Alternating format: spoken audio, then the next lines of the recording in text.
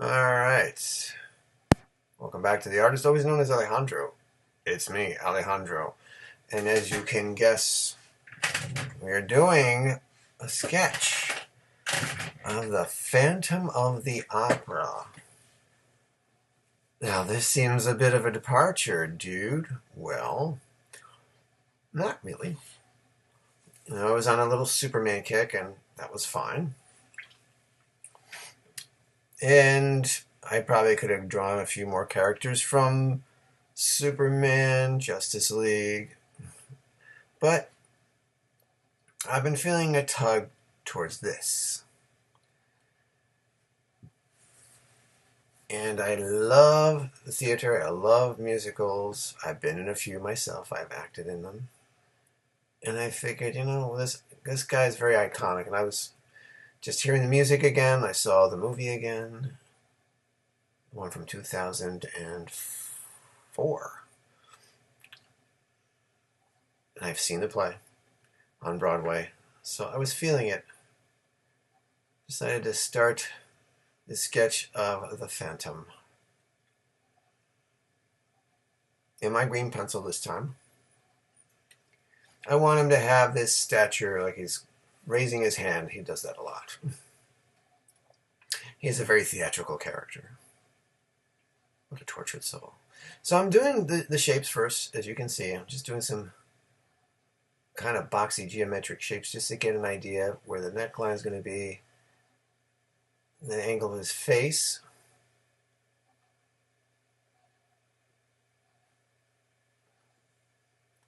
I kind of want this hand to be being expressive. It's not going to be a fist, it's going to be kind of an open hand, like he's summoning her, Christine, to listen to his music of the night.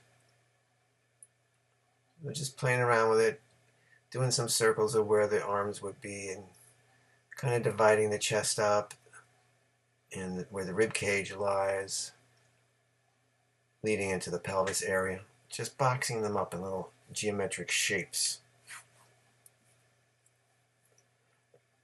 And yes, I'm using this audio. It's a lot of work doing the other thing. And to do it live nowadays is kind of a bit of a challenge, unless you guys want me to do one live with you, let me know.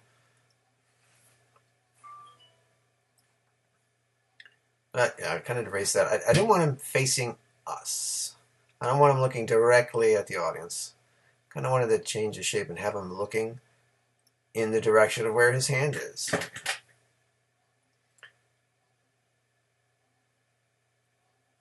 So I'm just kind of breaking that up. There we go. There's a little eye line, and then just kind of giving the center where the nose will line up with the mask, of course.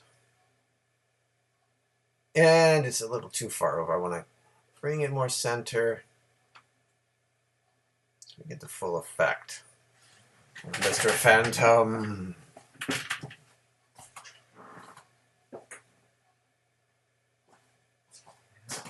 Anywho, now we are doing the darker pencil. I've gone to the layer above it, still doing a raster layer.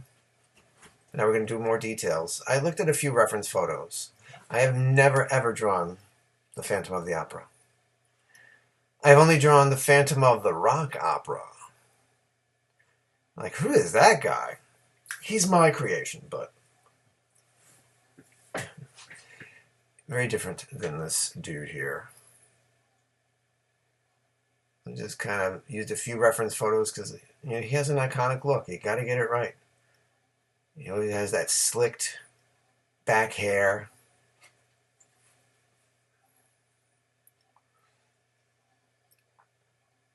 I'm just playing around with it.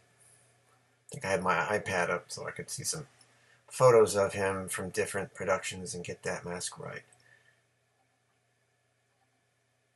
Originally they had a whole mask covering his face, and they figured, we got to split it in half so we could see a little more expression from the actor.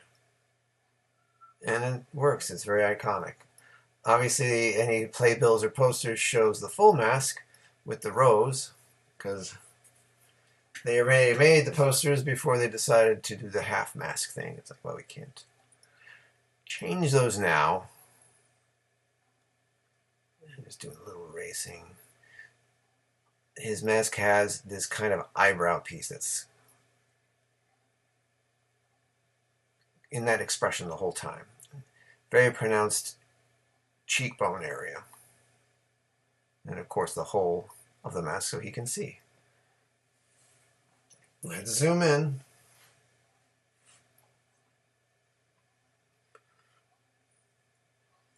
Just trying to figure out, it has to be a little bigger. I'm kind of playing around with where it's going to wind up. Because you do see some skin and his eye. It's not like you just see his eye. And this is very furrowed brow. He's getting his point across. It's very powerful, his music of the night. Drawing these eyes. Did a little better with the eyes on this one. Just going back and forth.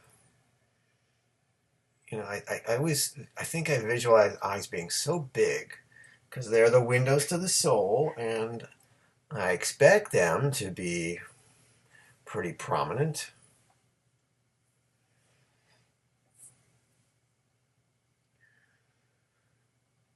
I'll have him with his mouth open like he's actually singing a note from the musical.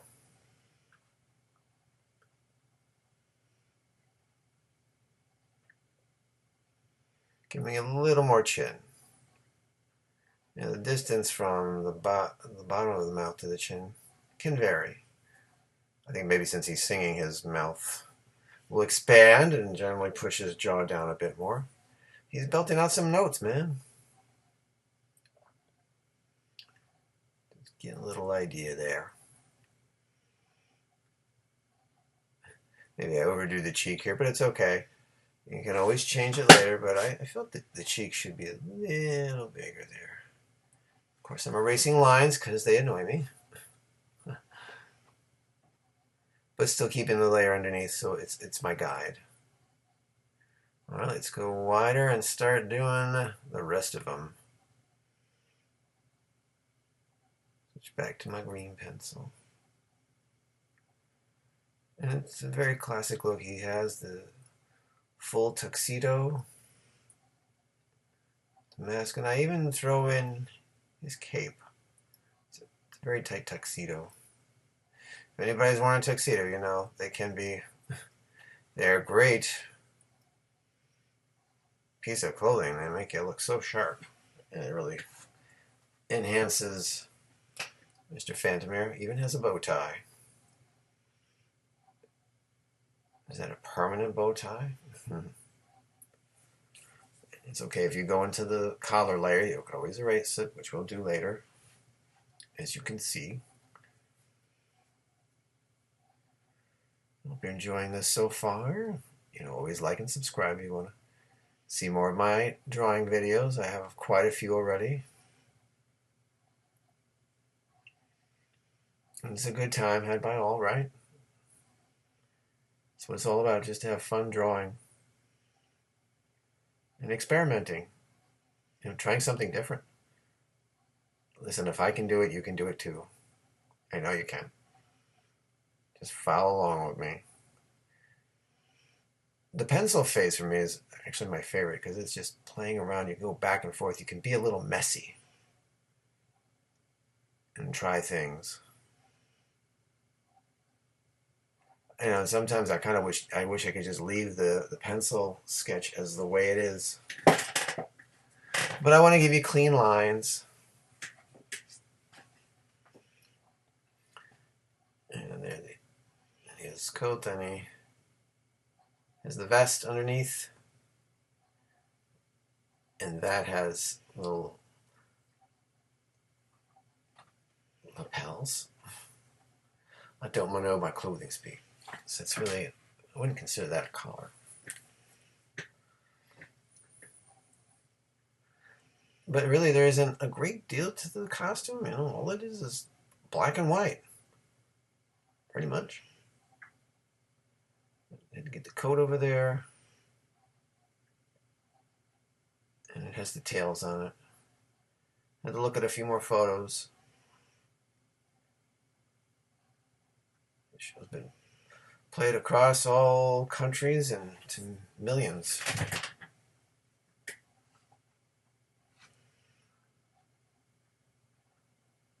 There we go.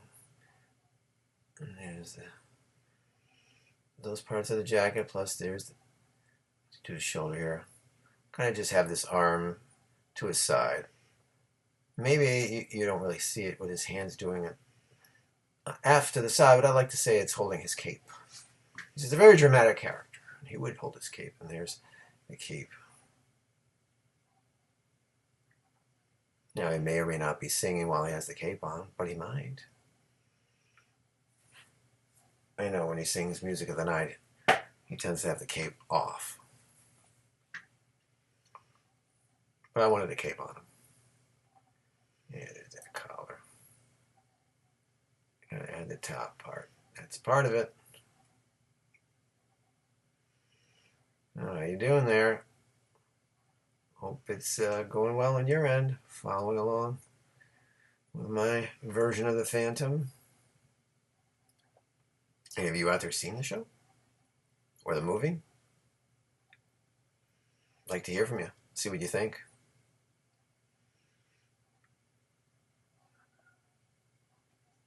You're just adding a little more details, kind of refining it here and there. Yeah, the mask is a very strange shape. I think I had to erase this. It seemed like I had it too high.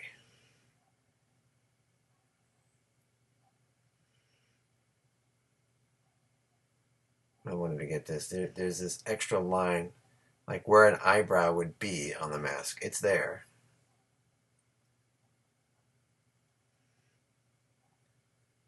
Just adding that part of the mask extends a little more downward, a little bit past his chin.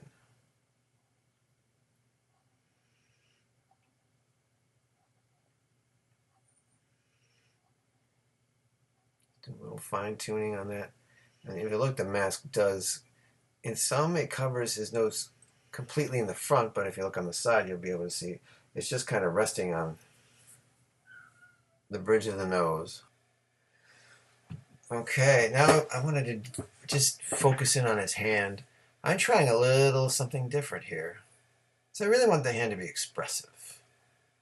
You know, it's like he's using it to emphasize his point.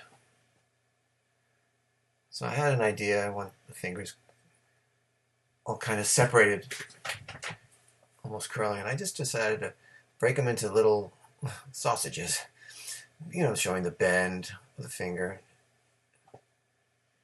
because they really are those three joints. And here I do something I never really, I wanted to do the knuckles as circles. So I know where they're going to be placed. They're very close to each other on your hand, of course. And that gave me a really good guide as to the length of the finger. Because your fingers, unless you really blow to your fingers, are going to be the same size as your knuckles.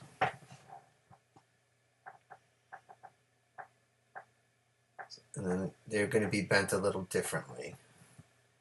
If you look at your hand and you do that, you're from that angle, the ones usually closest to the camera are going to be bending downward more. And the higher up you get to the index finger, it's going to be raised more. Now, you could do that, but then he'd be like a surfer dude. Try that with your hand. And to look at my hand a little bit. And then the thumb, just at the hint of the thumb to the side, because you really wouldn't see it. But you got to see it. So there's a little bit more. Took away that layer underneath. Liking what I'm seeing, of course. The finger, that index finger, I had to redo again. It just seemed too long. So let's redo it. See, it's going to go up more and then bend. There we go. A little bit of space in there. You'll see there's a bit of a space between each finger. Just enhancing that form a little bit.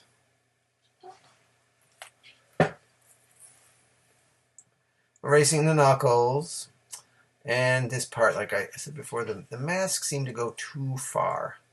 I looked at some more photos of actors playing the Phantom, and it just, like the mask went up too much. Notice you see a little bit more of his hairline. So I shrunk the top of the mask a bit. Had to get it, take a few passes at it. There is a bit of a rise, almost like a half crescent there. It's not completely flat, so make sure you're aware of that. A little half circle thing, and then I just redid his slick back hair. And it's not super, I don't have to get super detailed, but I like to have it as close to how I want it to look in the inking phase, so I don't have to do that much, except really just trace over what I just did.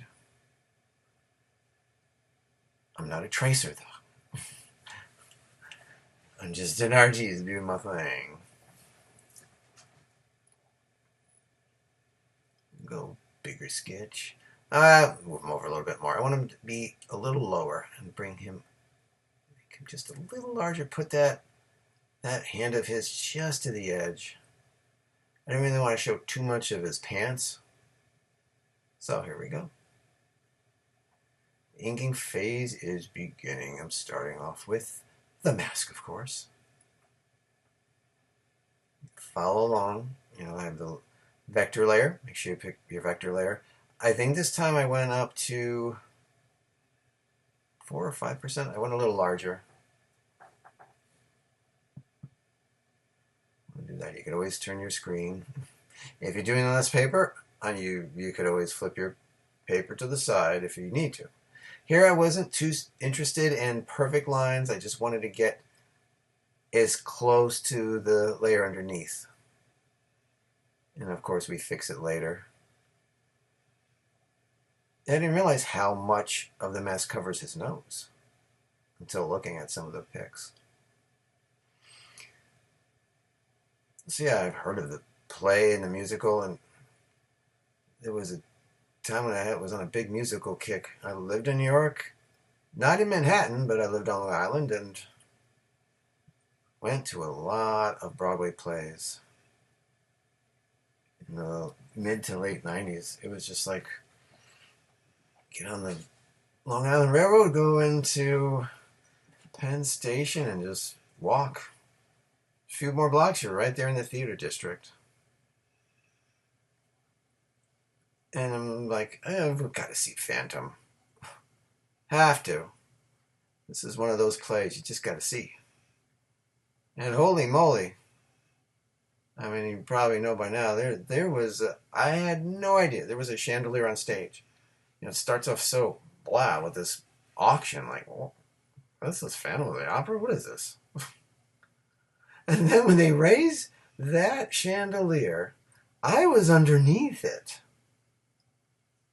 I couldn't believe it. This thing just rose from the stage and it was up on the ceiling. Like, what on earth is this? I think my mouth was open in disbelief. I had no idea they were going to do that. I don't know who the actors were for my performance, but they were an incredible cast. I do know that the actor playing the Phantom was understudy, and he did a phenomenal job. I think he was just ready to perform. He gave it everything. He was a great Phantom. And at the end of the play, when the damn chandelier comes back down again, I wasn't expecting that at all either. And then it just lands back on the stage. Like, what? Oh my, what did I just witness here? I couldn't believe it. A timeless score by Andrew Lloyd Webber. Cool thing about the DVD for the movie, they have a really good behind-the-scenes documentary on the making of the play itself.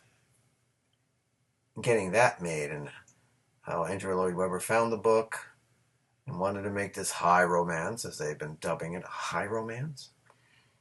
You haven't seen that in a lot of musicals. You think, why would anybody go fall in love with this phantom? Is he a supernatural being? I mean, the movie kind of makes him seem, he's a guy. But I kind of like the idea that he might be some kind of creature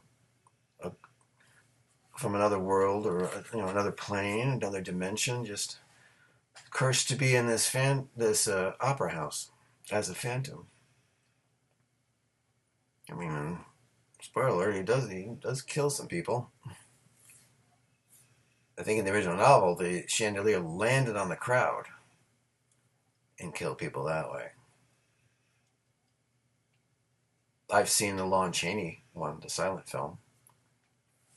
I'd seen it after I'd seen the musical, so they did kind of follow that. Obviously, there were no musical numbers. There was silent film music, but Phantom was more monster than love interest. He had this ghoulish, bug-eyed, raised-up nose, crazy, slick hair draping over his head, played by Lon Chaney Sr. Hideous, but iconic. But it's amazing when you could look at something in a different way, and it looks like Andrew Lloyd Webber found some heart, compassion for this guy, and make him someone who could fall in love, and maybe be loved in return by a regular woman, not a phantom woman. And he finds it in his muse, Christine.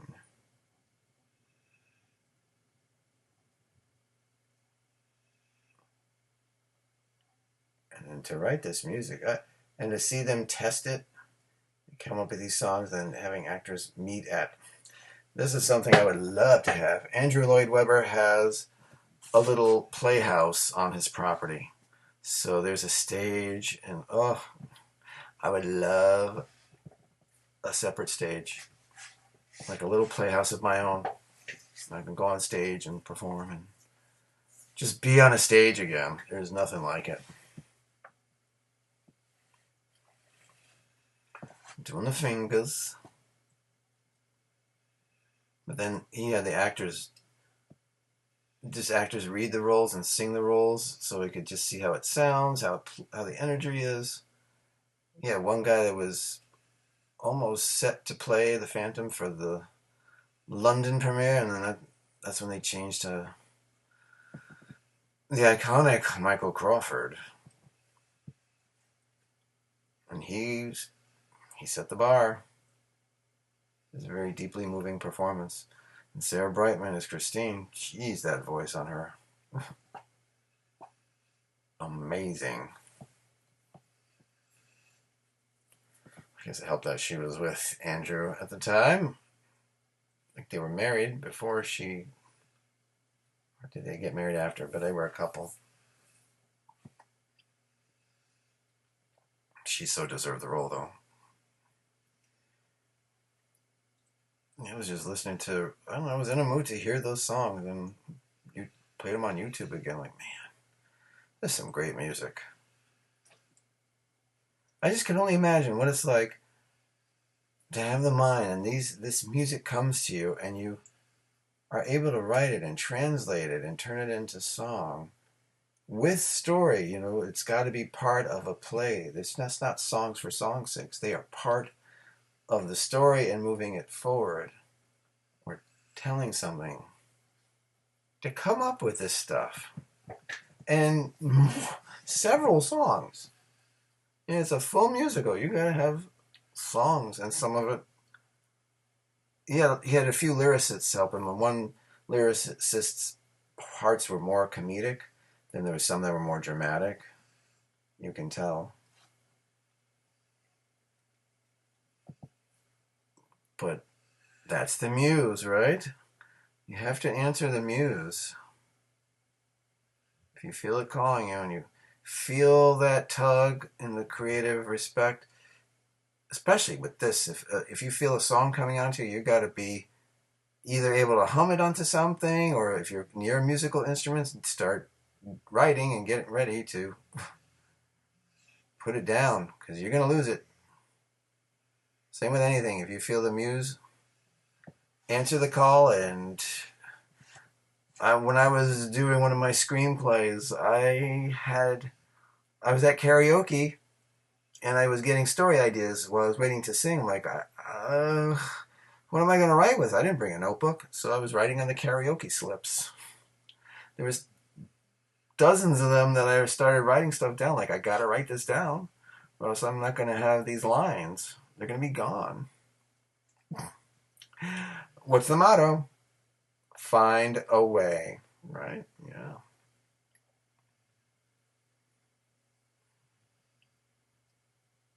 And you can refine. Obviously, I do that here. Andrew Lloyd Webber and crew did a lot of refining with the show. Here and there, you got to change your lyrics up a bit. Maybe speed up the song, tighten up the choreography, all kinds of things you have to be aware of. Let's take away that layer. Nice. Now, a little more details.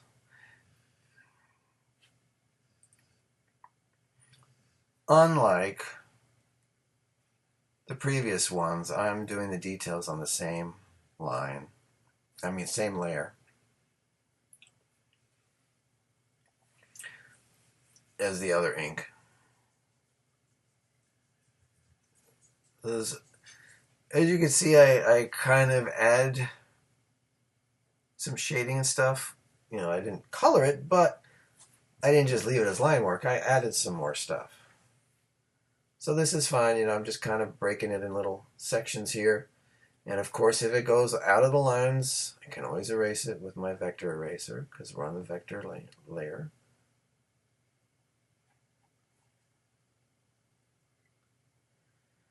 And his hair is slick, baby.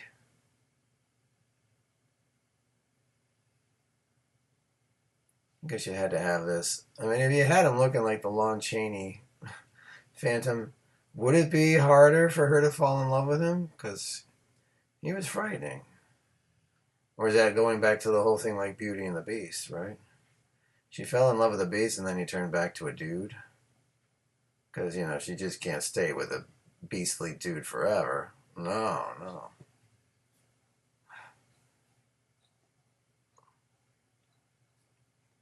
Here I just added a few extra lines in the mouth. So I'm just kind of adding little things that I will probably draw over. This is what I would normally do in pencil anyway. I just don't leave things completely blank. Just want to add a few of my lines to the edge of the mask. Give it some dimension.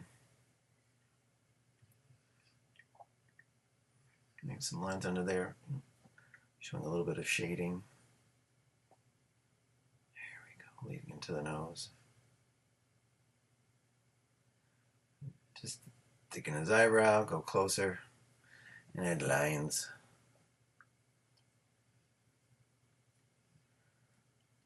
So Joel Schumacher did the 2004 movie version, which is fair. The songs are timeless. Amy Rossum as Christine was very good. I had no idea she actually did her own singing. Like, wow. She was a classically trained singer. I had no idea. Same with Patrick Wilson as Raoul. I didn't know that. Although, his performance felt kind of flat to me. I don't know. And Gerard Butler as the Phantom. He did an admirable job, but he just seemed too human. He just seemed kind of ordinary. I don't know. The Phantom needs to be larger than life to me. He needs to stand out. Maybe there should have been more shadow or something, or his skin tone should have been washed out a little bit more. It's just a guy in a mask. He didn't seem phantomy. In the movie they reveal how he came to be there. spoiler alert, he was a boy in a freak show, and Miranda Richardson's character rescued him and brought him in to the opera house to live. And he just lurked there all this time. I don't know if that was in the Broadway play. I don't remember that. Just add a little shade under the bow tie. Get a little more feel for this. Just go lightly with your little stylus or pen or pencil. I did decide to do some of these lines, just some vein lines coming off there, and it's just, your little knuckle bends to add that. Bad Gerard Butler.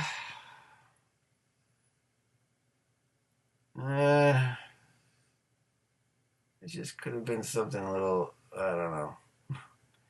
He should have felt more larger than life, and he just seemed like a guy dressed up as the Phantom of the Opera for like Halloween. I don't know. He did give some emotion here, but his singing was a little tough at times. He did sing some of his stuff, but I read that there was other vocalists filling in for some of the other spots.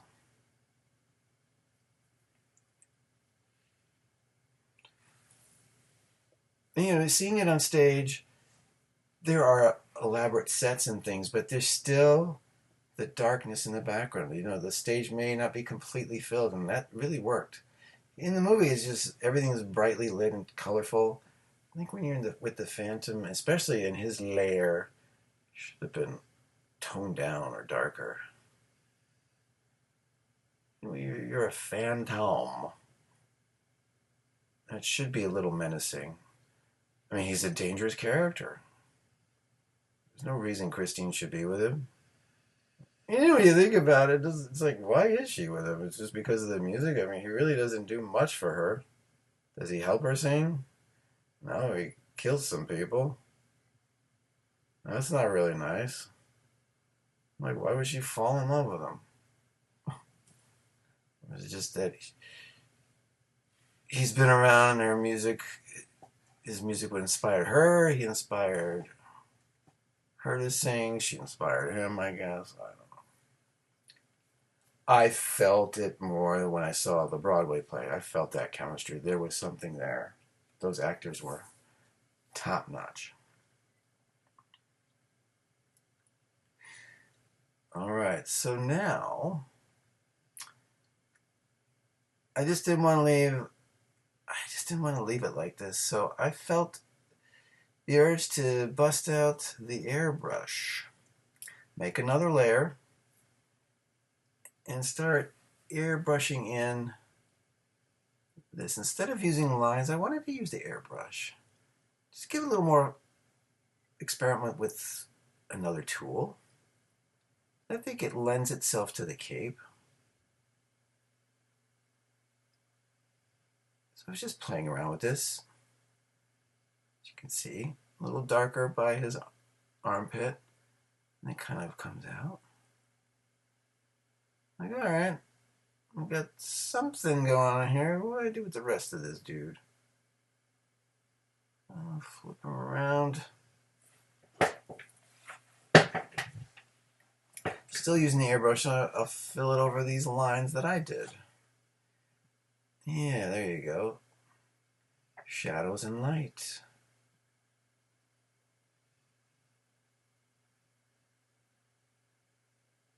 And I didn't want to completely just fill it in black. I wanted a little separation of the light and dark, because that's what he is. He's a character that lives in the dark, but tries to come to the light with Christine's help and inspiration, I guess. When you color characters black, you do want to have, if it's all black, it's just going to be this flat thing. You're not going to see dimension. Most times, artists will tend to have fill in the darkness, but the edges will be lighter. So you can see the outline of the person where this part of their body will bend. See, I'm just playing around with layers, moving stuff around. So now I'm adding, I've got my brush, my paintbrush, and I'm using a gouache. So let me use a little gouache for the vest and the jacket, because looking at some of the photos, these Phantoms jackets have a little bit of pattern on them. Almost cross-hatching.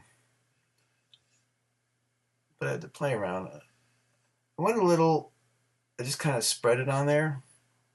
I wasn't sure what I wanted to accomplish. So I just kind of spread it on there, but I think I was having the intention of busting out the blender tool.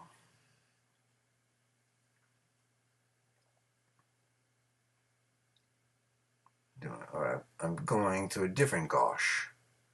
There's a dry gouache, there's a standard gouache. Yeah, this one was working better for me. Just to give it something else without me actually coloring it in. I want it to be dark, but not too dark. See, if I got it to that point, I wasn't super happy. I wanted it to be dark, but not that dark. And then on these edges, I kind of emphasize that. It's almost a sandy look, the gouache brush. I like it. Gives the jacket a little personality. And then I kind of just did this. Gosh, for the this is black ink. I was doing this kind of blending tool here, and like that's not working for me. Let's undo that. Let's just go. I'm going to use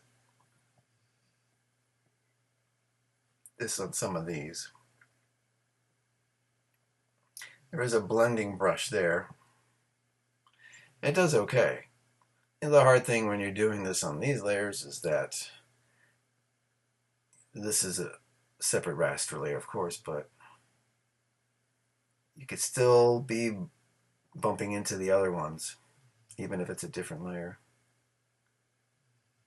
What I did do for some of this is I would blend them out and then draw over them again, as you'll see. But making things stand out a bit. I did have some layers here, like I did more of the collar and those parts on one layer and the coat itself and the vest on others. So I tried to.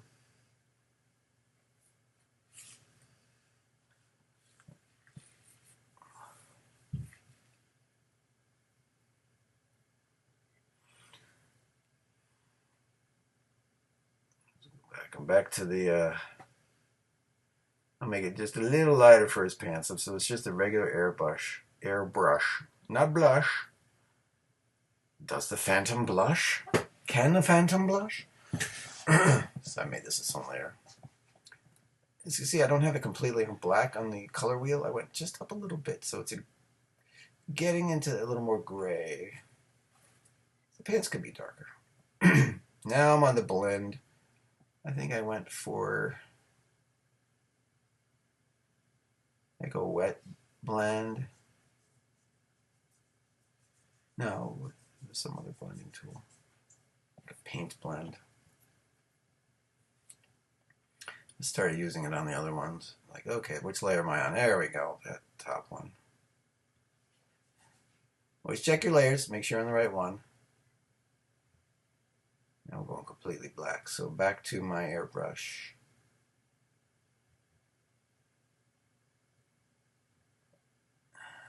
I'll zoom in because I want. This is the. Ooh, gotta shrink it out. This will be the inside of his jacket, where the tails of the jacket are hanging. So it's gonna be really black. You really won't see anything there. Whoops. Just trying to get a little more line work. I'm not sure what I was doing. I want to go over here the part of his vest. As you can see, I'm just doing the outer edge, and then I'll go to the inner edge. Kind of work better for me that way. Just stressing the outer edges first. Yeah, this works best for you. profile. It just gives me a better idea of the outline, the shapes I want. Whoops. Could always erase stuff. I'm going to blend this.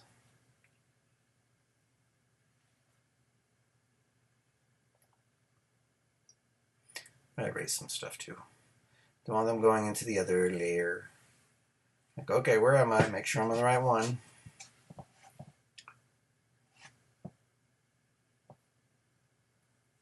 See, it's giving something else to the Phantom. Just playing with the dark colors. And blending a little bit. Now, the blend is a good tool. Sometimes it could be a bit much. Now, what do I do here? I just add a little bit of that to his eyes, just a darker. I bring the gray over a little bit. See, it's getting closer to the blue, so there's just, it's not blue, it's not gray, it's kind of in between. And then, of course, I want to do the glint in his eyes, so I do a little white there.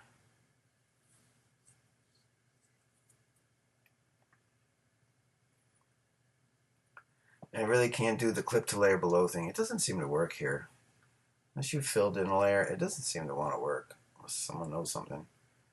So I'm a little higher on the gray, a lighter gray for the details on the mask.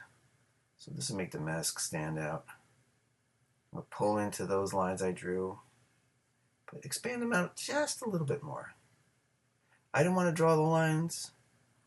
I just wanted to add these little extra shade. I think the extra ink lines would have just taken away. I don't want it to be too distracting.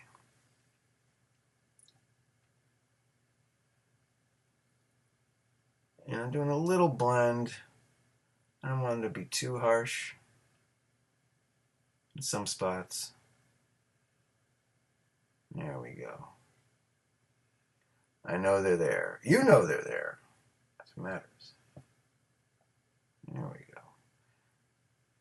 Now I'm bringing it up a little more into the blue, and this will be for where his skin would be, where the shadow of the mask would fall on his skin.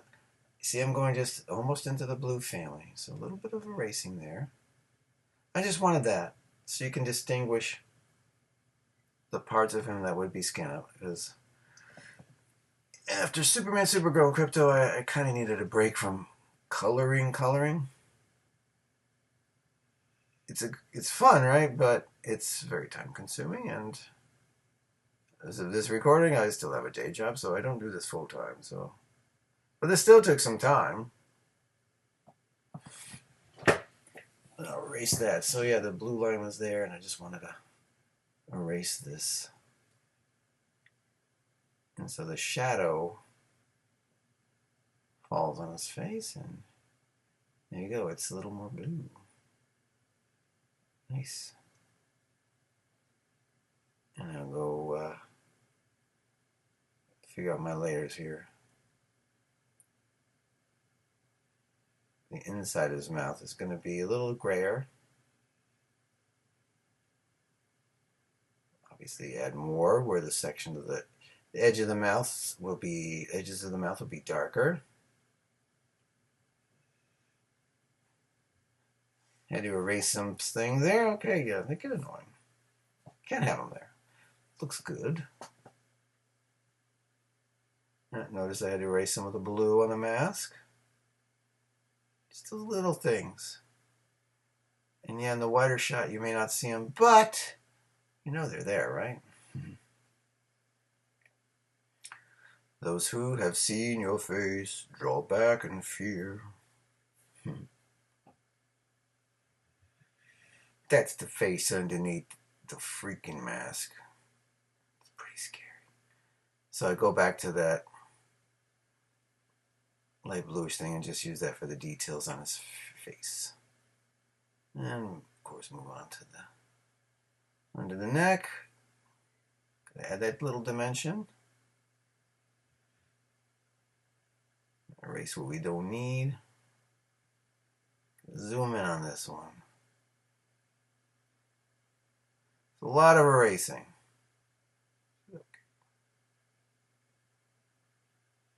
It's going to happen.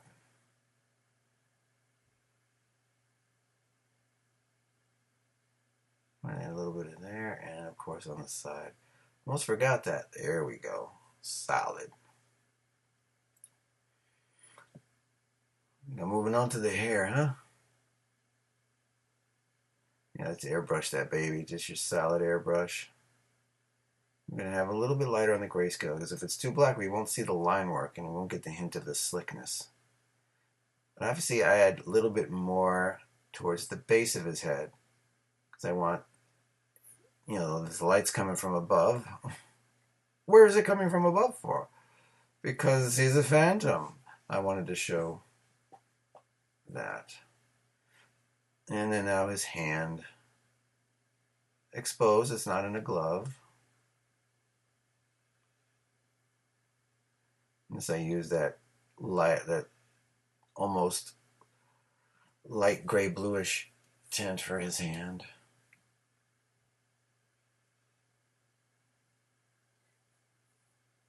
Just kind of getting it in there where the shadows would fall. Sometimes you have to zoom in because that area would be darker. We're assuming the light source is to the right of him. His right, our left. I'm going to blend this out a little bit. Pull it out to the hand a little bit more.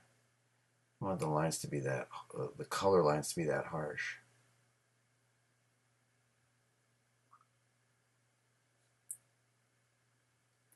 I wanted to erase some stuff. Whoops. The little things I noticed. When you zoom in, you can see so many little. Now I zoom out and you can see a lot more. And I just add that little hint down there to his hand, blend it out a bit, make it a little darker. There we go. And do that. Just wanted that. Blend it out, man. The regular blend. Very nice. I see. You notice the almost pastel look from that brush. Looks good. Now I want to just color in the buttons. Those buttons I use the circle tool. I was trying to do them by hand. Like, let me just do a circle tool and just copy. Make it a lot easier. Same with the buttons on his tuxedo shirt.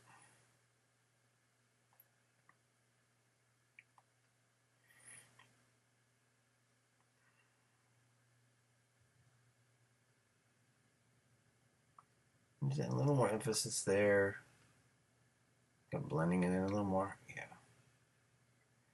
And go back to the airbrush. I'm going to fill in these little details on the collar. Make a difference.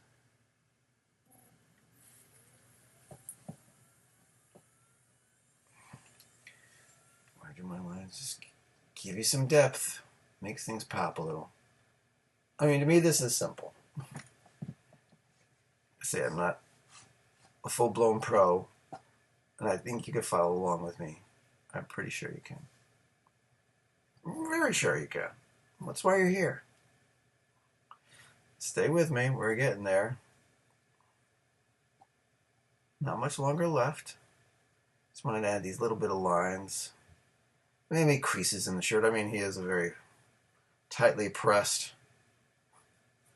tuxedo shirt, but here I wanted to add back just a little bit more on there. There we go. It's nice to have the blended layer underneath, but I really want this gauche texture to be more pronounced, but not overly dark. Like, this shade is the shade I like. See, if I get it any other place, I stop it. just to give kind of roundness. But you notice I'm not touching the edges. I'm giving you that little bit of a space between the edges for the most part. And just give you that separation of the dark and light.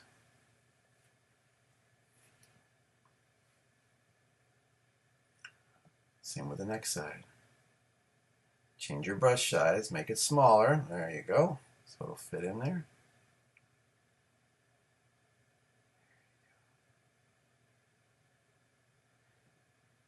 I mean, you can make it neat, but you can make it a little sloppy too. This is a guy that lives in the sewers. Still has a nicely pressed suit. Where did you get it from, Mr. Phantom? This is just, who's your tailor? I don't think you go to a dry cleaner. I'm actually using pointillism brush for the rest of the vest. It came out much better. It was easier brush to play with on that length. It still has the grainy look that I was going for.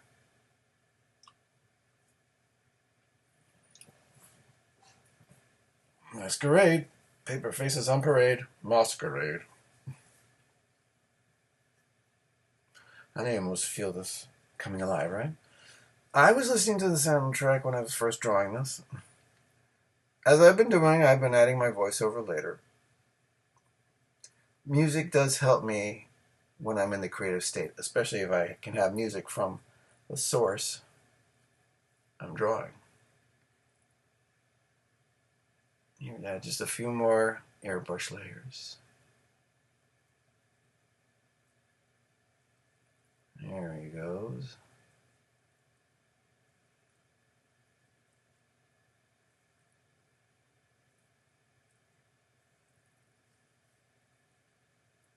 La da da da da. You can hear him singing the music of the night, can't you? Hey, while you draw this, bust out the Phantom of the Opera soundtrack while you're doing this. It'd be fun to have that in the background while you're drawing and listening to me. You can have both. I know you can. So here I decided something different. Like, okay, I didn't want him to just be on the white background. I needed to have a contrast for him. Now, full-on black was a bit too much.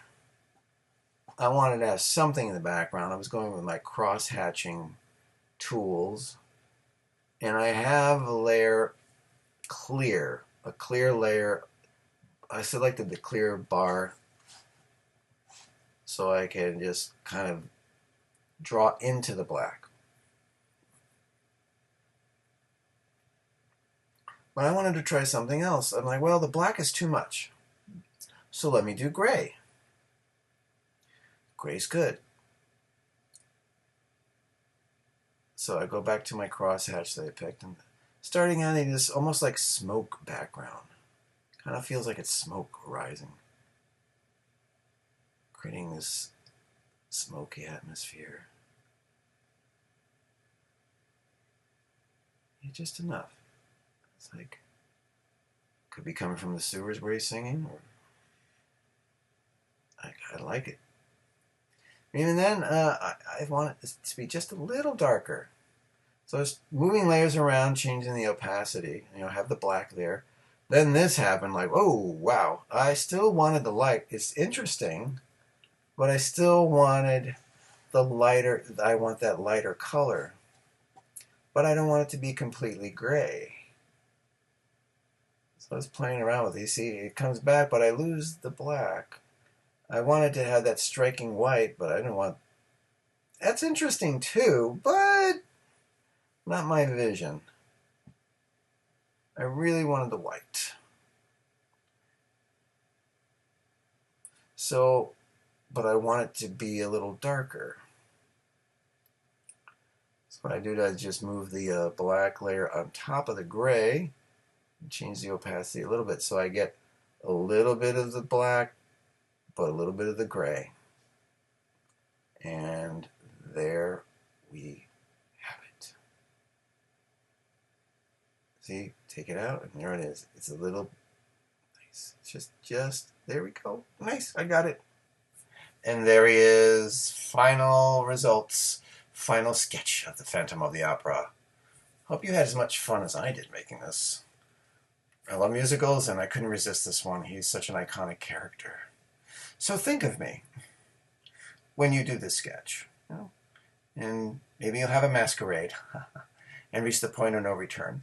But anyway, the Phantom of the Opera is always there inside your mind